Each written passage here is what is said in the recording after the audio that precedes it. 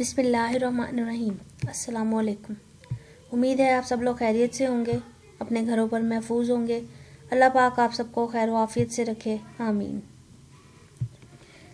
Industrial pharmacy and quality control, इसमें आज हम चैप्टर स्टार्ट कर रहे हैं बच्चे। Chapter number 1 part C which is drying. ठीक है, ड्राइंग का चैप्टर अब हम स्टार्ट कर रहे हैं, जिसके अंदर हम देखेंगे about different methods, different process, different techniques, different apparatus used in the process of drying. ठीक है, used in the process of drying. Drawing का बेसिकली बच्चे मतलब अगर आप देखें तो इसका मतलब होता है खुश्क करना, चीज़ों को खुश्क करना। जी, ड्राइंग बच्चे आमतौर पर इसका मतलब होता है खुश्क करने के तरीके। ठीक है, इससे पहले हमने मिलिंग पढ़ा, जिसको हमने साइज रिडक्शन कहा था, साइज को कम करना। मुख्तलिफ मेथड देखे, इंट्रोडक्शन लिया सबसे पहले। इंट्रोडक्शन के बाद हमने अपरेटस पढ़ा, उसको डायग्राम बनाई, उसको लेबल किया हमने। ठीक है, इसके बाद हमने फिर मिक्सिंग को स्टार्ट किया। मिक्सिंग को हमने इंट्रोडक्शन लिया। इंट्रोडक्शन के बाद हमने सॉलिड मिक्सिंग, लिक्विड मिक्सिंग और सेमी सॉलिड मिक्सिंग के अंदर उनके अंदर इस्तेमाल होने वाले आलात, इक्विपमेंट्स के बारे में डिटेल से स्टडी किया। ठीक है, now we will discuss about drying. ठीक है, ड्राइंग खुश्क करना, मुख्तलिफ ऑपरेटर्स, मुख्तलिफ चीज़ें इसके लिए इस्तेमाल की जाती हैं, मुख्तलिफ मशीनें इस्तेमाल की जाती हैं इसके लिए। इसके अंदर अब हम सबसे पहले बच्चे पढ़ेंगे डेफिनेशन ड्राइंग की, which is the removal of liquid from material by heating. Removal of liquid from material by heating, heat करके मटीरियल को रिमूव करना, लिक्विड को रिमूव करना।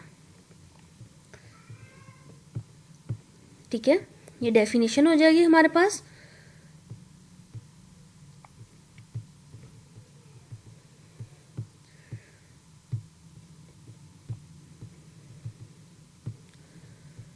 Then what is psychrometry? Psychrometry, determination of vapor's concentration. Vapor's concentration.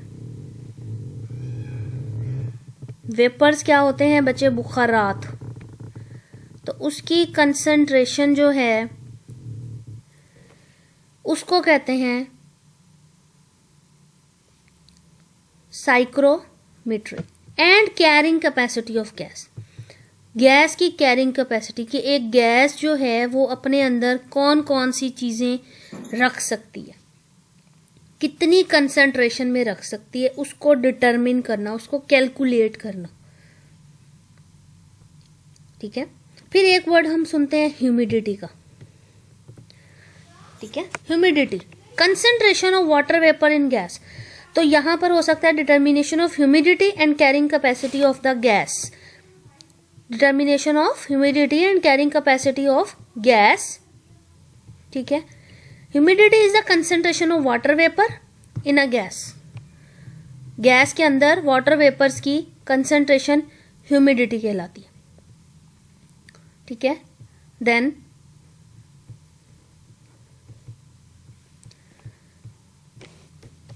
साइक्रोमेट्री। साइक्रोमेट्री, साइक्रोमेट्री एक वो term है जिसको use किया जाता है टू डिटरमिन द ह्यूमिडिटी या वेपर कंसेंट्रेशन और to determine the carrying capacity of gas. इसके लिए एक आला इस्तेमाल किया जाता है बच्चे, जिसको हम कहते हैं साइक्रोमीटर।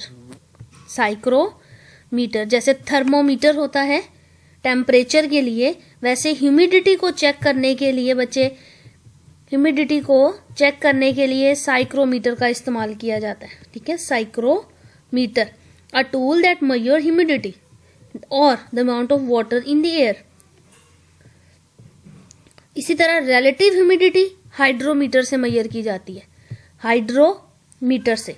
रिलेटिव मतलब जब हम कंपेयर कर देते हैं ना ह्यूमिडिटीज को, डिफरेंट ह्यूमिडिटी को, डिफरेंट कंसेंट्रेशंस को कंपैरिजन में लेंगे, रिलेटिव लेंगे एक दूसरे के, तो हम हाइड्रोमीटर का इस्तेमाल करेंगे, ठीक है। और देन इसके बाद हमारे पास है एप्लीकेशंस। तो एप्लीकेशंस मतलब इस्तेमाल क्या है, ठीक है। एप्लीकेशंस मतलब इस्तेमाल क्या है, क्यों करते हैं ड्राइंग हम, ताकि हम ग्रेन्यूल्स बना सकें। प्रिपरेशन ऑफ ग्रेन्यूल्स, ठीक है, प्रिपरेशन ऑफ ग्रेन्यूल्स। जैसे आप देखते हैं हमारे पास कोई सेमी सॉलिड चीज़ है, कोई सेमी सॉलिड मटेरियल बना हुआ है, हम उसमें से उसको हीट करते जाएंगे, वाटर इवेपोरेट होता जाएगा, तो वो ग्रेन्यूल्स की शक्ल लेना शुरू कर देगा, ठीक है, ग्रेन्यूल्स की शक्ल लेना शुरू कर देगा। Material processing like aluminium hydroxide, aluminium hydroxide की जब प्रोसेसिंग की जाती है डिफरेंट चीज़ों में इसको इस्तेमाल करने के लिए, तो इसके लिए हम पहले उसको ड्राई करते हैं, ठीक है, क्योंकि ये हाइग्रोस्कोपिक होता है, वाटर लविंग होता है, तो हम पहले एल्यूमिनियम हाइड्रोक्साइड की प्रोसेसिंग करते हैं। Lowering the cost of transport, जाहिर सी बात है जब कोई चीज़ ड्राइड होगी उसका वजन कम होगा, ठीक है, वो जगह भी कम लेगी, बल्क उसका कम हो जाएगा, वेट उसका कम हो जाएगा, ठीक है। Minimise the bacterial growth, bacteria की ग्रोथ को मिनिमाइज करने के लिए drugs obtained from animal source and vegetable source, ठीक है, drugs obtained from animal source and vegetable source. ऐसी ड्रग्स जो एनिमल और वेजिटेबल सोर्स से हासिल की जाती हैं उनके अंदर बैक्टीरिया की ग्रोथ होने के चांसेस ज़्यादा होते हैं, ठीक है। जैसे ही मॉइस्चर मिलता है तो वो ग्रो करना शुरू कर जाएंगे, या उनको रिक्वायर्ड न्यूट्रिएंट्स मिलते हैं तो वो ग्रो कर जाते हैं। इंक्रीज द स्टेबिलिटी, ऑब्वियसली जहाँ वाटर कम होगा, पानी नहीं होगा, तो उसको माइक्रोबियल ग्रोथ को फेवर नहीं करेगा, माइक्रोबियल ग्रोथ फेवर नहीं होगी तो वो कंटामिनेशन नहीं होगी और स्टेबिलिटी बढ़ जाएगी, ठीक है। Preparation of granules, processing the material such as aluminium hydroxide, lowering the cost of transport and storage of by bulk, reduction and weight reduction, minimizing the bacterial growth, increasing the stability. Then there is we will go on for classification of solids, very important topic. Classification of solids on the basis of drying behavior. Drying behavior, दो तरह के solids होते हैं जब हम उनको drawing के behaviour की बेस पर क्लासीफाई करते हैं। तो नंबर 1 इज द ग्रेनुलर और क्रिस्टलाइन सॉलिड, ठीक है, ग्रेनुलर सॉलिड और क्रिस्टलाइन सॉलिड। ग्रेनुलर मतलब ना तो वो पाउडर होगा ना ही वो लिक्विड होगा, बल्कि वो ग्रेन्यूल्स की शक्ल में हमारे पास मौजूद होगा। ग्रेनुलर और crystalline solid, water is held in a shallow and open surfaces, water जो है इसके अंदर बच्चे ओपन सरफेस में या शैलो सरफेस में होता है, ठीक है, as well as in the interstitial spaces, interstitial spaces में भी होता है, ठीक है, बिटवीन द पार्टिकल्स, जो पार्टिकल्स के दरमियान मौजूद होती हैं। They are easily accessible to the surface, ये सतह तक ऊपर तक आसानी से पहुंच जाते हैं, जिसकी वजह से इसको ड्राई करना आसान होता है। They can be dried easily, ठीक है, because water can easily reach to the surface, ठीक है। और दूसरे नंबर पर हमारे पास है एमोर्फस, जिसका दूसरा नाम होता है फाइब्रस, और एक और नाम देते हैं जेलेटिनियस, या हम इसको कहते हैं नॉन क्रिस्टलाइन। ये सारे नाम बच्चे आपने याद करने हैं। अगर ग्रेनुलर है तो आप उसको कहेंगे ग्रेनुलर या एमोर्फस, क्रिस्टलाइन कह रहे हैं तो क्रिस्टलाइन या नॉन क्रिस्टलाइन, फाइब्रस भी कह सकते हैं, जेलेटिनियस भी कह सकते हैं एमोर्फस फॉर्म को, जिसकी कोई खास शक्ल नहीं होती। डिफाइन करेंगे इसको, moisture is an integral part of molecular structure, molecular structure का इंटीग्रल पार्ट है, सबसे अहम हिस्सा है, ठीक है, as well as being physically entrapped in the fine capillaries and small interior pores, interior pores के अंदर तक ये मौजूद होता है, ठीक है। इसको खुश्क करना मुश्किल हो जाएगा क्योंकि पानी इंट्रैप हुआ है, मुकम्मल तौर पर फंसा हुआ है उसकी कैपिलरीज के अंदर, स्मॉल पोर्स के अंदर, ठीक है, ज्यादा टाइम लगेगा ड्राई होने में। Amorphous solids are difficult, they are difficult to dry than granular और क्रिस्टलाइन सॉलिड्स, ठीक है। एग्जाम्पल्स आप देंगे, इसमें कैल्शियम सल्फेट है अगर क्रिस्टलाइन है, जिंक ऑक्साइड क्रिस्टलाइन है, मैग्नीशियम ऑक्साइड क्रिस्टलाइन है। जब भी क्रिस्टल का वर्ड आता है तो हम क्रिस्टल को और नॉन क्रिस्टल को फ़र्क बताते हैं कि क्रिस्टल की ख़ास ज्योमेट्री होती है, एक ख़ास शेप होती है उसके अंदर मौजूद मॉलिक्यूल्स की, ठीक है, जिसकी वजह से उसको एवेपोरेट करना, रिमूव करना, ड्राई करना, तोड़ना आसान हो जाता है। जबकि जो अमॉर्फस होता है उसकी कोई ख़ास शक्ल नहीं होती, कोई ख़ास सिमेट्री नहीं होती, ठीक है, इसलिए उसको जो हम ड्राई करते हैं वो मुश्किल होता है। तो इंसुलिन, स्टार्च, एल्यूमिनियम हाइड्रोक्साइड, ये सारे के सारे एमॉर्फस हैं, फाइब्रस हैं। They are difficult to dry, they are difficult to dry.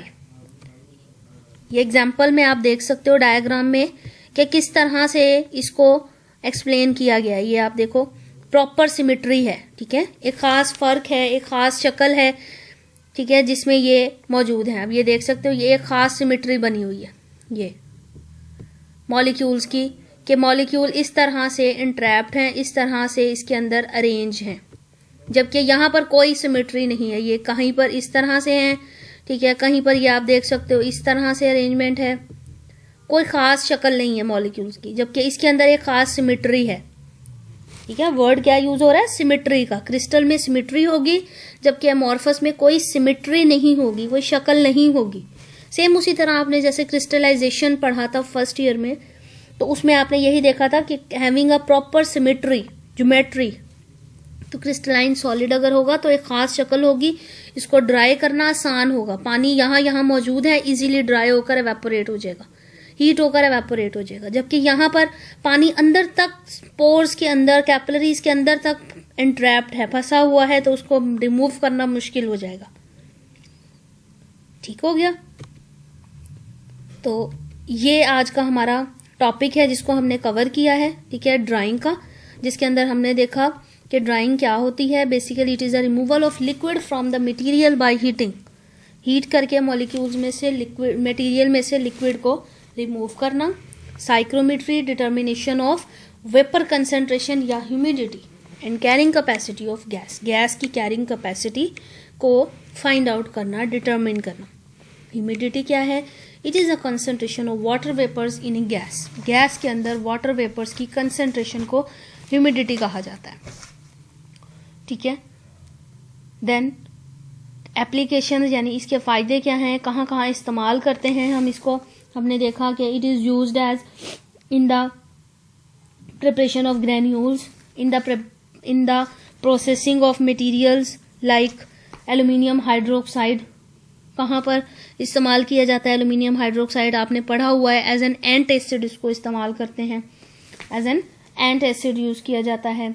Bulk को और वेट को, बल्क मतलब वॉल्यूम को और उसके वजन को कम करने के लिए, जिसकी वजह से उसकी कॉस्ट कम हो जाएगी, उसकी कीमत में कमी आ जाएगी जब हम ट्रांसपोर्टेशन करते हैं। इसके अलावा अगर कोई ऐसी ड्रग है जो कि एनिमल से या फिर उसको वेजिटेबल्स, प्लांट सोर्स से बनाया गया है, तो ऐसी ड्रग्स को हम मिनिमाइज कर देते हैं उसके अंदर बैक्टीरिया की ग्रोथ को बाय ड्राइंग, ठीक है। ड्राइड फॉर्म में हम उनको ट्रांसपोर्ट करते हैं, यूज करते हैं। इसके अलावा स्टेबिलिटी बढ़ जाती है जब वाटर रिमूव हो जाता है, उसमें से लिक्विड रिमूव हो जाता है जब उसमें से, तो वो स्टेबल हो जाती है ज़्यादा, उसमें से माइक्रोब की ग्रोथ जो है वो स्टॉप हो जाती है। माइक्रोब ग्रो करने के लिए उसको पानी की जरूरत होगी, ऑक्सीजन की मौजूदगी होगी, एरोबिक कंडीशंस में वो ग्रो करेगा। तो जब वाटर ही नहीं होगा, एरोबिक कंडीशन नहीं रहेगी, तो वो ग्रो नहीं कर पाएगा। क्लासिफिकेशन ऑफ सॉलिड्स करेंगे ड्राइंग बिहेवियर की बेस पर दो तरह से, ग्रेनुलर एंड एमोर्फस, क्रिस्टलाइन या नॉन क्रिस्टलाइन, ठीक है। जब क्रिस्टलाइन करेंगे तो उसकी खास सिमेट्री होगी जिसके अंदर water is held in a shallow and open spaces, open surface pores as well as in the interstitial spaces between the particles, ठीक है। मॉइस्चर बहुत आसानी से रिमूव हो जाएगा, कैन इजीली बी इवेपोरेटेड, ठीक है। Such solids are not affected by heat, ठीक है। एग्जाम्पल इसमें कैल्शियम सल्फेट है, जिंक ऑक्साइड है, मैग्नीशियम ऑक्साइड है। एमॉर्फस और फाइब्रस या जेलेटिनियस देखें तो इसमें moisture is integral part, moisture उसका अहम हिस्सा होगा जिसको रिमूव करना बहुत मुश्किल होगा, क्योंकि फिजिकली इंट्रैप्ट होगा वाटर उसकी कैपिलरीज के अंदर, ठीक है। एग्जाम्पल में एल्यूमिनियम हाइड्रोक्साइड है, इंसुलिन है, वॉट स्टार्च है हमारे पास, then amorphous solids are difficult to dry than granular और crystalline solids. ठीक हो गया. देन इसके बाद हम देखेंगे कि क्रिस्टलाइन सॉलिड्स क्या होते हैं. आपने ये डायग्राम ड्रॉ करनी है इसी तरह से. ठीक है, ज़रूरी नहीं है कलर करना लाजमी है, कलर ज़रूरी नहीं है, ज़रूरी नहीं है इतनी बड़ी बनानी है. आप छोटी डायग्राम में भी उसको एक्सप्लेन कर सकते हैं, बट सिमिट्री होनी चाहिए एक ख़ास. ठीक है, ज़रूरी नहीं है आपने इसी तरह से प्रॉपर बनाना है, बहुत इजी है इसको बनाना. ठीक है, फर्स्ट ऑफ ऑल आप क्या करेंगे, सबसे पहले आप ये हाफ पोर्शन बना दें. ठीक है, एक ये डार्क स्पॉट्स बनाएं, फिर स्मॉल स्पॉट्स बनाएं, फिर बड़े स्पॉट्स, फिर छोटे स्पॉट्स बनाएं. ठीक है, इस तरह से ये आपकी सिमेट्री बन जाएगी. सेंटर में लाइंस लगाएंगे, फोर्सेस जनरेट हो जाएंगी, बहुत इजीली ये डायग्राम आपकी ड्रॉ हो जाएगी. बट डायग्राम इसमें कंपल्सरी है. देन नेक्स्ट हमने डिस्कस करना था अपना पेपर. ठीक है, ये आपका रह गया था बच्चे, पेपर आपका डिस्कस होना था जिसके अंदर हमने ब्लैंक्स की थी. पेपर्स बहुत कम बच्चों ने, मेरा ख्याल से हार्डली 5 से 6 बच्चों ने मुझे भेजा था. ठीक है, उनका मैंने चेक किया है, दैट वाज गुड. और वो वही बच्चे हैं बच्चे जो पढ़ने वाले हैं. जिन्होंने जो नॉन सीरियस हैं वो एंड तक नॉन सीरियस ही रहेंगे. ठीक है, वो नॉन सीरियस ही रहेंगे. और अगर वो नॉन सीरियस रहेंगे तो फिर बच्चे आपके लिए ये बड़ा मसला हो जाएगा. That will be very difficult for you to pass this session within your required time period. ये आप समझ लें कि आपके लिए ये गोल्डन चांस है कि आप अभी इन चीज़ों को बहुत अच्छे से कवर कर सकते हैं. एटलीस्ट इंडस्ट्रियल फार्मेसी वो वाहिद सब्जेक्ट है जिसको आप इस ऑनलाइन सेशन में जितना अच्छे तरीके से पढ़ लोगे आपके लिए बेहतर है. क्योंकि जब हम फिजिकली क्लास में आएंगे तो बच्चे आपको इस तरह से डायग्राम्स नहीं मिल सकती. वहाँ आपके नोट्स में उस तरह डायग्राम नहीं है जो मैं आपको यहाँ पर दिखाती हूँ. ठीक है, और आप टेस्ट नहीं देते, मंथली टेस्ट आपका रख दिया गया है. ठीक है, जो डेट्स रखी गई हैं तीनों टेस्ट की, उन टेस्ट डेट्स में आपको फॉलो करना है. किसी के घर पे कोई काम है, what ever the problem is, आपको तीनों टेस्ट कलेक्ट करके कैंपस में हैंड ओवर करने हैं साकिब साहब को. अपना नाम, अपना रोल नंबर, अपना फादर नेम, ठीक है, साथ में अपना सेशन. ठीक है, ये सारी चीज़ें मेंशन होनी चाहिए. प्रॉपर टेस्ट होना चाहिए. ठीक है, 30 मार्क्स का आपका टेस्ट होगा. 15 MCQs होंगे, 15 नंबर का शॉर्ट क्वेश्चन होंगे, 3 शॉर्ट क्वेश्चन होंगे. ठीक है आपके, और वो तीनों शॉर्ट क्वेश्चन 5-5 नंबर के होंगे. ठीक है, ये मंथली टेस्ट आपका होगा. और चैप्टर आपको इसमें बता दिए हैं, पहला और दूसरा, यानी साइज रिडक्शन, और दूसरा चैप्टर जो आपका है हमारे पास मिक्सिंग का. ये 2 चैप्टर्स इंक्लूडेड होंगे. ठीक है, टेस्ट को थोड़ा सा हम डिस्कस कर लेते हैं. साइज रिडक्शन और large scale using machines. Size reduction और लार्ज स्केल यूजिंग मशीन्स. तो लार्ज स्केल पर जब साइज रिड्यूस करते हैं, मैंने आपको पहले भी बताया था, इट इज कॉल्ड मिक्सिंग और मिलिंग. ठीक, करेक्ट आंसर है मिलिंग. ठीक है, then selection of equipments depends upon.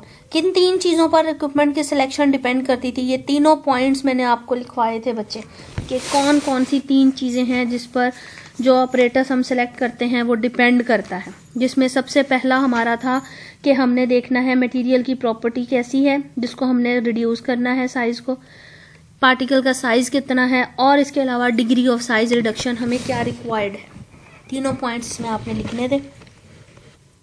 First में आपने लिखना था सिलेक्शन ऑफ प्रॉपर इक्विपमेंट में सबसे पहला पॉइंट हमारे पास था कि जो हमारा मटेरियल है वो कैसा है जिसका हमने साइज रिड्यूस करना है. दूसरे नंबर पर आपने बताना था कि उसकी डिग्री ऑफ फाइननेस या डिग्री ऑफ पार्टिकल साइज कितना है.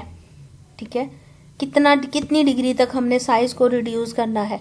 और तीसरे नंबर पर आपने इसमें बता देना था कि हमारे पास इनिशियल पार्टिकल साइज क्या है सॉलिड्स का. फिर exposure to air for long period of time in the presence of oxygen leads to oxidation. In the presence of oxygen specified किया. अगर ऑक्सीजन एंड वाटर होता तो बोथ आती ऑप्शन, सिर्फ ऑक्सीजन की प्रेजेंस में ऑक्सीडेशन होगी. Sticky nature of volatile components such as camphor is by using excipient such as ester, ether or both. ठीक है। Sticky nature of volatile compound such as camphor is reduced. क्या use करके हम sticky nature को pulverisation के अंदर कम करते हैं? बाय यूजिंग ईथर और बाय यूजिंग क्लोरोफॉर्म, ठीक है। एस्टर का इस्तेमाल नहीं होता उसमें, एस्टर इटसेल्फ स्वीटिश होता है एक, तो इसमें हमारे पास ऑप्शन है ईथर की। इसके अलावा क्लोरोफॉर्म भी होता है, अल्कोहल भी होता है, एसीटोन भी होता है। Then hardness, a factor to affect the size reduction comes under the physical property, comes under the physical property। हम physically इस चीज को टेस्ट कर सकते हैं। Then ointment prepared by using pulverization in the laboratory, pulverization in laboratory by using which type of mill? Ointment are prepared by using pulverization in laboratory by using pestle and mortar. Laboratory के अंदर small scale पर बनाना है। A dosage form prepared on small scale having tannins, tannins हैं जिसके अंदर as active by using trituration and levigation. The type of pestle and mortar which causes incompatibility of metal tannates, जो metal tannates बनाएगा तो वो क्या है हमारे पास? स्टील है, वुड है या पोर्सलिन है? तो कौन सा पेसल एंड मोटर था जो हमें इनकम्पैटिबिलिटी देता है, जो यूजफुल नहीं है? या आपको मैंने जब ब्रूजिंग और कंट्यूजन हमने लिखा था तो उसके अंदर हमने डिस्कस किया था कि steel पेसल and motor causes the tannin drug to form metal tannates, और जबकि पोर्सलेन अगर हम यूज कर रहे हैं तो वो एसिडिक ड्रग्स को कंटेमिनेट करता है। तो इसमें करेक्ट ऑप्शन हमारी है स्टील। मेटल टेनेट्स क्यों बनते हैं?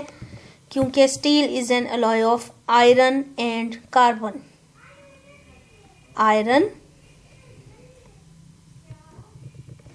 एंड Fe जो है वो फेरिक यानी आयरन के लिए यूज किया जाता है, और कार्बन, ये दो चीजें यूज की जाती हैं, ठीक है। ठीक है, आयरन और कार्बन का अलॉय होता है स्टील। ये मैंने आपको लेक्चर के दौरान भी बताया था, ठीक है। ठीक है, आयरन और कार्बन का अलॉय ये मैंने आपको लेक्चर में बताया था बच्चे, ठीक है। Define size reduction along with the diagram of equipment. Name also name the process of use to reduce the particle size. Size reduction को बता देना था। कुछ इक्विपमेंट मोस्ट इम्पॉर्टेंट जो था पेसल एंड मोटर आपने बता देना था, ठीक है।